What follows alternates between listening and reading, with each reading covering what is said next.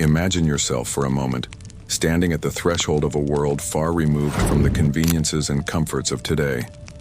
It's a time long ago, when the rhythm of life was determined by the rising and setting of the sun, by the changing of the seasons, and by the harsh realities of survival. Close your eyes, take a slow breath, and picture yourself in the midst of a small medieval village.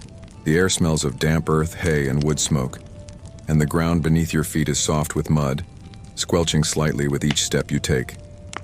The houses are small, dark, and simple, made from stone and thatch, with low ceilings that trap the musty scent of the past. There is no electricity to light the night, no central heating to ward off the biting cold. Life here is uncertain, and even the most mundane day can present challenges that seem insurmountable. This was the life of a medieval peasant, a life of toil, struggle, and resilience, where survival was not guaranteed and comfort was a distant dream. In this video, we will gently walk through the everyday life of peasants in the Middle Ages, uncovering the hardships they endured. Along the way, we'll explore the lives of the brave, the tragic, and the noble, people whose stories have shaped the course of history. So let us begin this journey. Settle into your bed, let the soft rhythms of my voice guide you through history, and allow your mind to wander through the centuries to a time where every moment was a struggle and survival was the greatest victory. Segment 1. What it was really like to be a medieval peasant. Daily life immersion. Close your eyes and imagine yourself waking up to the sound of the rooster's crow. The early morning light filters in, weak and gray, through a small window made of rough-hewn wood. The air is cold, damp from the mist that has settled overnight. You lie still for a moment, feeling the roughness of the straw beneath you, your blanket thin and scratchy.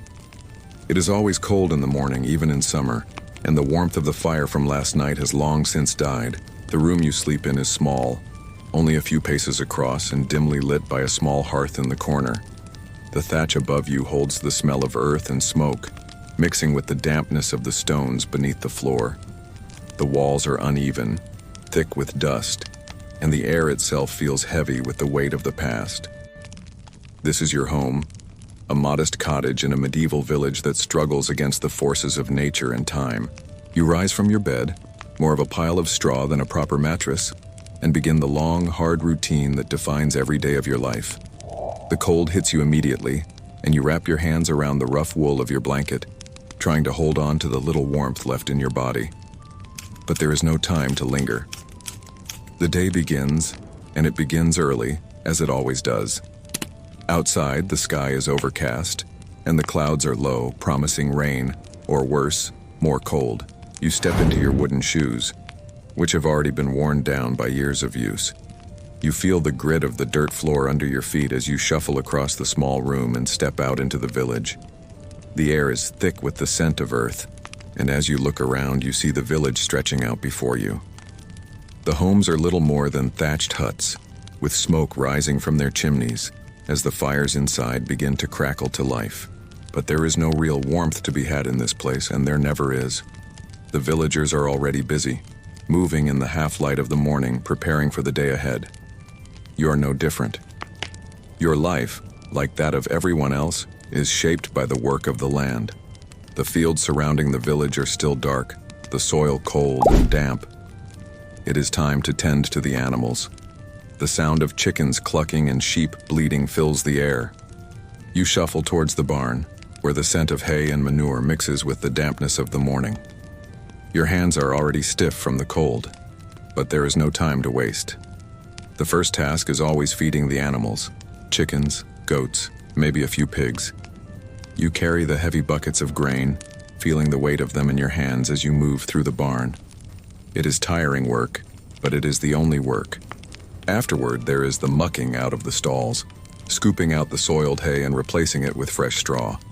Your muscles ache already, and the cold is starting to creep into your bones. Now that the animals are cared for, there is the land to tend. You head out to the fields, long stretches of muddy earth where crops are planted. The soil is difficult to work with, often hard and stubborn, and it requires long hours of effort to make any headway. You work with a simple worn plow, the wood creaking and groaning beneath the strain. The air is thick with the smell of wet soil, and your back is soon aching as you push the plow through the earth. Every step is a small battle against the elements, against the land, and against time itself. The day stretches on, as it always does. The sun rises higher in the sky, but the warmth is elusive. It is still early spring, and the chill in the air is unrelenting. There is always something more to do. Repairing the fences, gathering firewood, tending the garden, and preparing for the coming of summer.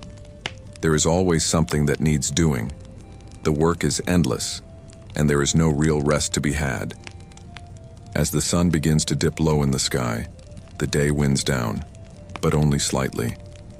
The shadows lengthen, and you can feel the weariness in your body.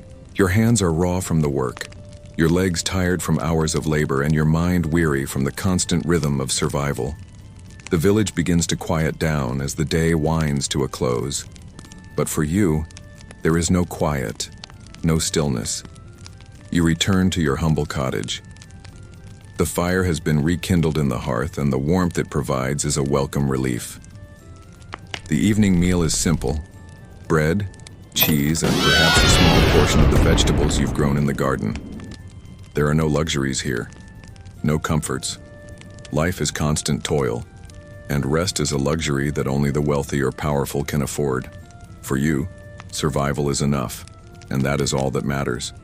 But even as you eat, the world outside remains cold and unforgiving. The work will begin again with the first light of dawn, and the cycle of labor, hardship, and endurance will continue, day after day, without end. As the fire dies down, you lie back in your bed of straw, the cool air seeping in through the cracks in the walls. The sounds of the village fade as sleep begins to take over. Tomorrow will come, as it always does, and with it, more work, more struggle, and more endurance. That's the first segment of our journey through the life of a medieval peasant. We've felt the cold and the weariness, the endless labor, and the constant struggle to survive. It's a life far from the romanticized image of castles and knights, a life where every day is a battle against the elements, the land, and time itself. Take a deep breath and let yourself rest, for the next part of our journey will take us to the story of one who rose above it all, the life and death of Joan of Arc. But for now, just let the gentle rhythm of this world wash over you. Segment 2, The Life and Death of Joan of Arc, Biography. As we gently move away from the hard, unyielding life of the medieval peasant, let us shift our focus to someone whose life, though born of humble beginnings, would become a beacon of both courage and tragedy. In a world where peasants struggled daily to survive, Joan of Arc, a simple girl from rural France, would rise to become a symbol of defiance, bravery, and faith. Imagine yourself in the quiet stillness of the French countryside in the early 15th century. The air is crisp, filled with the scent of fresh hay and wet earth. The gentle hum of the world around you is occasionally interrupted by the distant bleating of sheep or the crowing of a rooster. Joan was born here in Domremy, a small village nestled along the Meuse River, in 1412, a world away from the courts of kings and the battlefields that would one day shape her destiny. Joan's family was not wealthy. They were peasants, much like the others in their village. Her father, Jacques d'Arc, was a farmer, and her mother, Isabelle Romay, managed their household. Joan spent much of her childhood helping with daily chores, tending the animals, weaving, and perhaps learning from her mother how to keep a hearth burning in the cold winter months. It was a humble existence, one that would not indicate the remarkable future that lay ahead. However, Joan's life was to be shaped not by the toils of peasant life, but by visions that she herself would describe as divine. At the age of 13, Joan began hearing voices. These were not the voices of ordinary imagination. She believed they were the voices of saints instructing her to drive the English from France and to bring Charles VII to Reims to be crowned king. In a world where religion was an integral part of life, such voices were not dismissed lightly. Can you imagine what it must have been like for a young girl, a peasant with no formal education, to believe she was chosen by God for such a monumental task? Imagine the uncertainty, the weight of that belief. How could a girl of 13, dressed in simple clothes with no military training or connections, stand before the king and demand to be heard? But Joan did exactly that. After years of hearing these divine instructions, she made the journey to Vaucouleurs, where she sought an audience with the local lord. At first, she was dismissed. Who would believe such a story from a simple peasant girl? But after a series of trials and examinations by church authorities, her story gained traction, and eventually, Joan found herself standing before Charles VII, the Dauphin of France. Imagine Charles VII's reaction. Here, before him, was a girl, barely more than a child, dressed in peasant garb, yet speaking with the authority of someone far greater. She told him in no uncertain terms that it was God's will for him to be crowned King of France. It's difficult to imagine the mixture of doubt, fear, and awe Charles must have felt. After all, Joan was not just claiming divine inspiration. She was offering him the only hope in a war that seemed all but lost. Joan's mission became clear. She would lead an army to lift the siege of Orléans, a pivotal moment in the 100 Years' War between France and England. Picture the city of Orléans, its walls imposing, its people desperate. For months, the English had laid siege to the city, and all hope seemed lost. But Joan, with her unwavering belief and fierce determination, would change everything. She donned armor, though not the ornate gilded armor of a knight, but simple, practical armor, more befitting a soldier than a lady. The weight of the metal against her skin must have been a strange comfort, a tangible connection to the purpose she felt burning inside her. As she rode into the fray, her presence alone lifted the spirits of the French soldiers. They rallied around her, not just because she was a woman, but because she was a symbol of divine will. She spoke to them as if she were one of them, not a noble or a knight, but a peasant, leading them in their shared struggle for survival. Under her leadership, the tide began to turn. Orléans was relieved. The English were driven back. Joan's fame spread like wildfire, and with it, her conviction that she was on a divine mission. The victory at Orléans was a turning point in the 100 Years' War, and it gave Charles VII the confidence he needed to move forward with his coronation. Joan, the peasant girl with the voices of saints in her head, had made it possible. But this triumph was short-lived. Joan's victories did not come without cost. The English, humiliated by their losses, would stop at nothing to capture her. And in 1430, she was betrayed. Captured by the Burgundians, a faction allied with the English, Joan found herself imprisoned in the city of Rouen. Imagine the shock of being thrown into a cold, stone cell, the scent of damp walls and the distant sound of her guards' footsteps echoing through the corridors. What must have gone through her mind as she sat, imprisoned and alone, knowing that the same people who had once celebrated her victories now viewed her as a threat to their own power. The trial that followed was an ordeal of public humiliation. Joan was accused of heresy, witchcraft, and wearing men's clothing, accusations that would have been viewed as deeply threatening to the established order of the time. Her trial was a spectacle, and though she maintained her belief in the divine voices that guided her, she was condemned to die. On May 30th, 1431, Joan was burned at the stake. The flames licking the sky were the final cruel contrast to her brief rise to fame. Her death was a tragedy, one that seemed to mark the end of her extraordinary journey. But even in death, Joan of Arc did not fade into obscurity. Within just a few decades, her legacy would be re-examined, and she would be declared a martyr. Centuries later, Joan would become a symbol of courage, faith, and the indomitable spirit of those who are willing to risk everything for what they believe.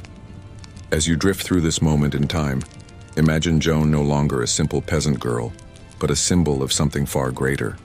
A legend forged, not in the riches of kings, but in the fire of faith and the determination of a young woman who dared to believe in the impossible. The life of Joan of Arc is a powerful reminder of how one individual, even a peasant girl, can alter the course of history. Her courage, her conviction, and her tragic fate continue to echo through the centuries. As we move into the next segment, let us leave behind the story of Joan for a moment and turn our attention to another dark chapter in history, the devastating wave of the Black Death. Take a deep breath and let the weight of Joan's story settle gently as we prepare to dive into the mysteries of a world ravaged by plague. Segment 3. The Black Death. Mystery of the bubonic plague. As we gently transition from the story of Joan of Arc's brief, yet profound life, we now move into one of the darkest chapters of medieval history. A chapter marked not by the sword or the power of armies, but by the invisible, insidious force of disease. This force would devastate Europe in ways that would leave a permanent scar on the social and cultural fabric of the time, the Black Death. Close your eyes and imagine the year is 1347. The world, as it existed then, is vastly different from today. There are no bustling cities with modern infrastructure or technology to protect you.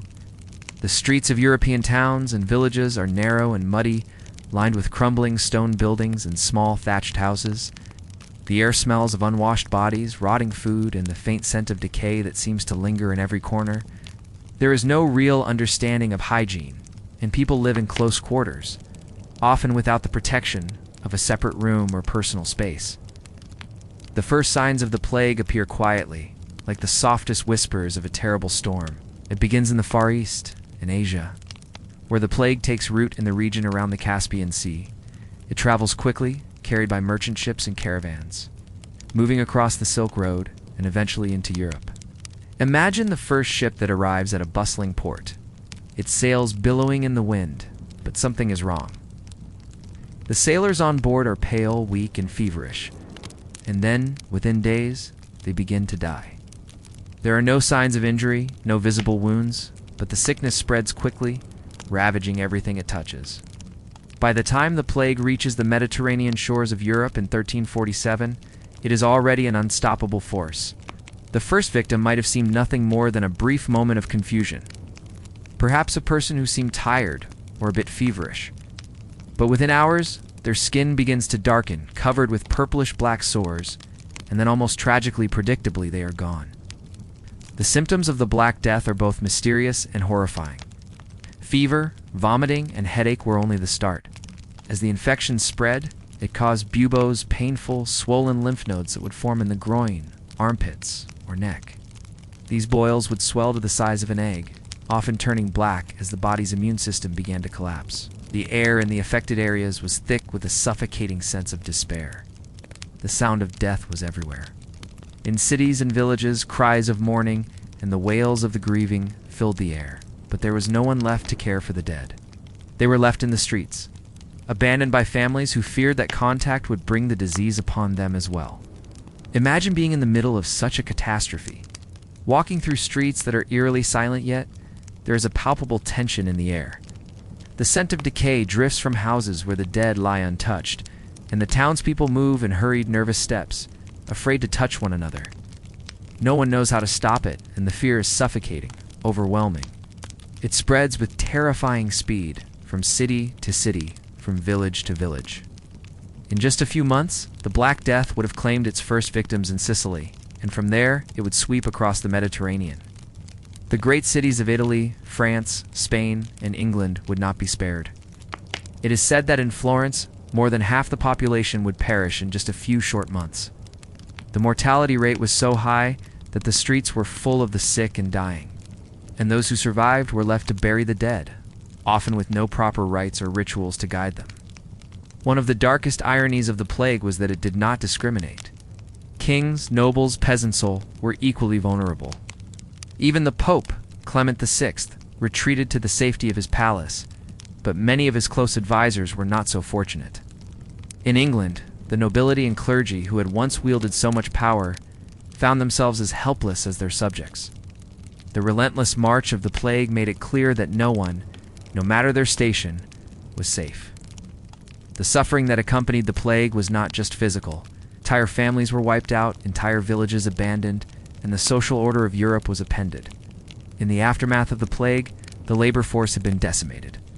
With so many people dead, there were simply not enough workers to tend the fields, run the shops, or maintain the economy. This led to a drastic shift in power.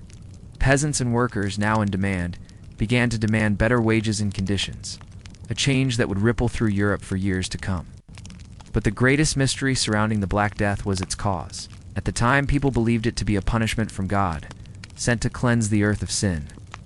Some turned to religious fervor, others to more superstitious practices, such as carrying charms, fasting, or seeking out mysterious remedies. But it wasn't until much later in the 19th century that the true cause of the disease was discovered.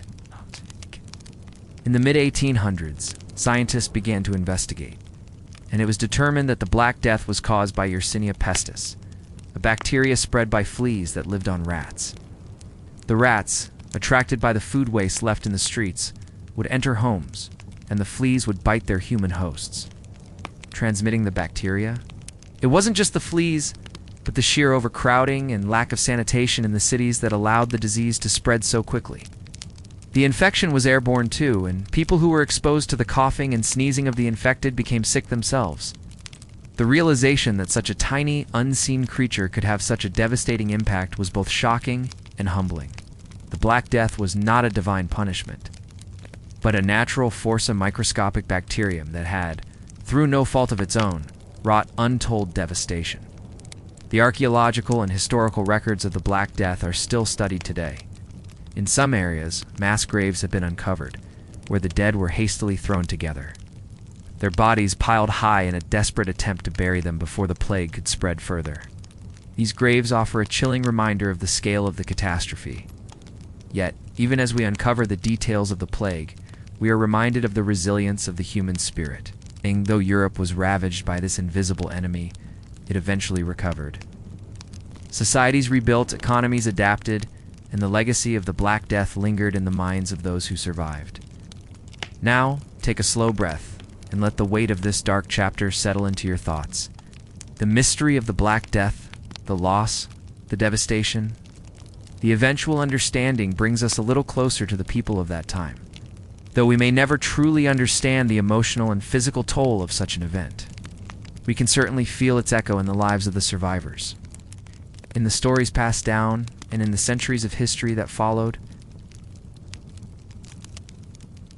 With this understanding of the devastation that shaped medieval life, let us now shift our gaze from the suffering of the common people to a very different world. The world of the rich and the noble, whose lives were often a stark contrast to those of peasants and survivors. As we transition into the next segment, we'll look at the lavish feasts, festivals, and comforts enjoyed by the elite.